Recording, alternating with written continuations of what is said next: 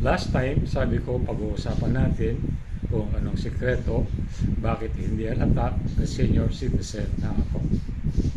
Simple lang ito. Nakapaloob ito dun sa acronym ng pangalan ko. FRED. Yung F, ibig sabihin, faithful. Yung faithful, ibig sabihin, regular, dapat consistent tayo.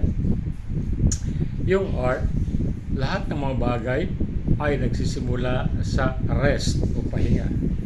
Dahil pag tayo ay well rested, meron tayong sufficient energy para gawin ang mga bagay na gusto nating gawin.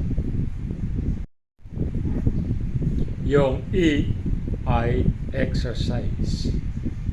Dapat meron tayong regular exercise dahil sa pamamagitan ng exercise, nami-maintain natin yung ating physical health.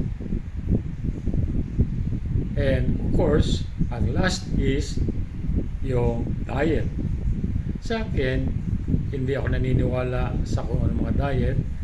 Ang rule ko for diet is just eat everything that is nutritious. Pag-uusapan natin in detail yung mga bagay na binanggit ko in my next video. If you like this video, please like and share.